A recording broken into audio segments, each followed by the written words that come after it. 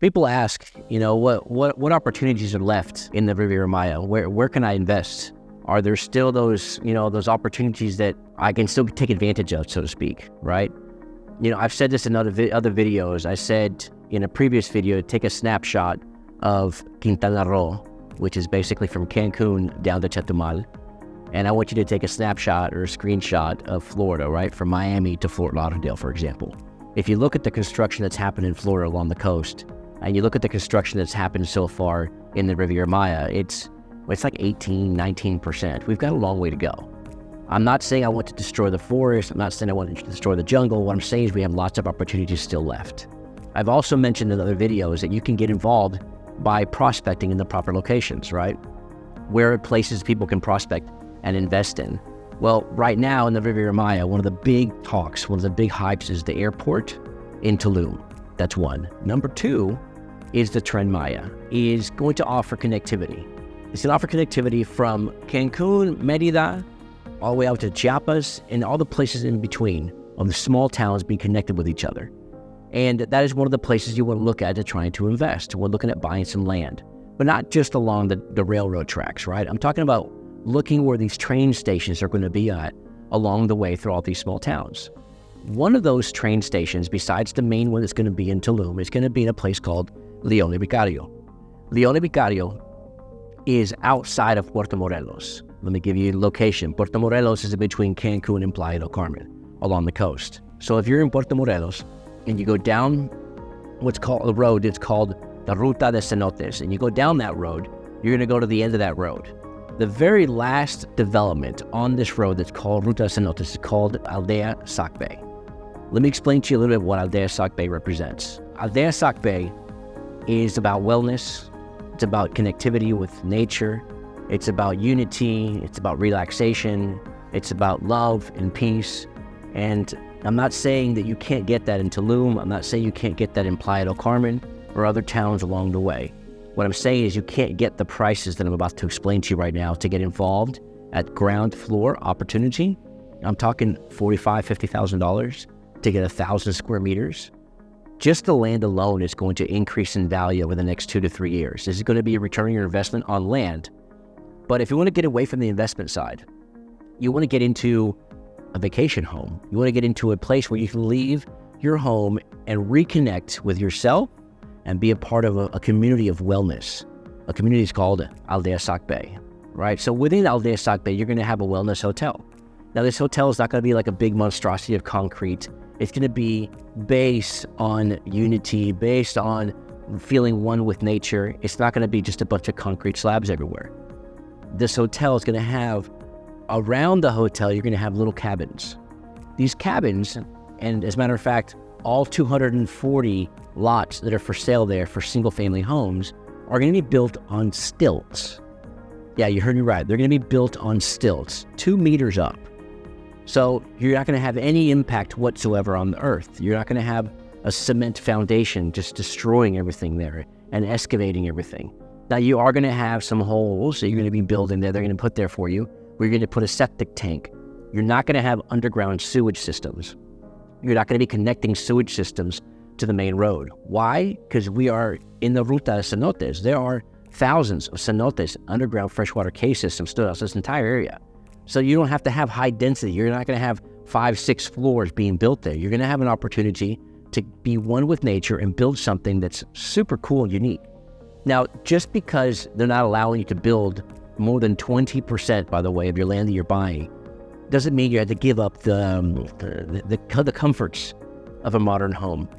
These studios, 1 bedrooms and 2 bedrooms, they come with full-blown kitchens, bathrooms, super nice, super chic, very modern.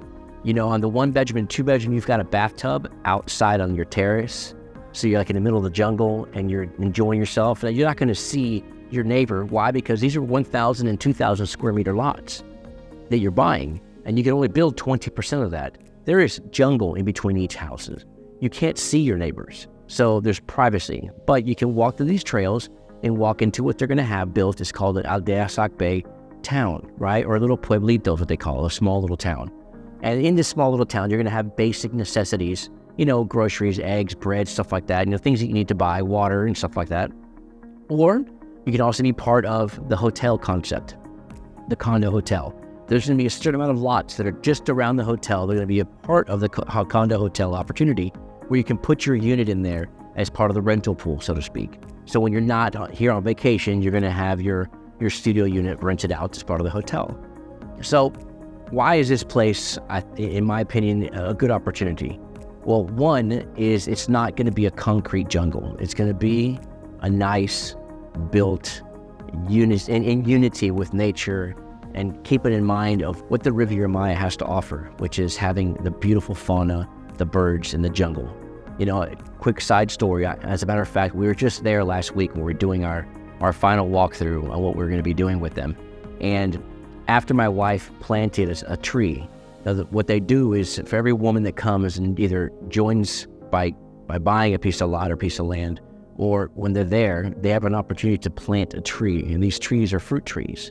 So my wife got to grab a little sapling and go and plant it, and right next to it put a little sign that said her name and a little like a slogan that she liked and a date. You know, so she's one with Aldea Sak Bay now. Another thing she got to do is there's a ceremony where you go and they show you these ceiba trees. These ceiba trees are massive, amazing trees that you have throughout the Riviera Maya, and they're sacred to the Mayans. So these trees grow big. It looks like Jurassic Park. And my wife got to hug a ceiba, make a wish, and then go and hug the other ceiba. After we were done hugging the second ceiba, we're walking back to the campsite where they're going to have the main lobby's going to be. And right there, we saw a little turtle, you know, just cruise along in the middle of the jungle, a turtle, you know. So that just kind of reminded me of what we're doing there, right? We're going to try to have the lowest impact possible on why it's important to have these houses on stilts and not on the ground. Why? Because now these turtles can walk underneath these houses. You're going to have this openness, and you're not going to have things obstructing the natural flow of things.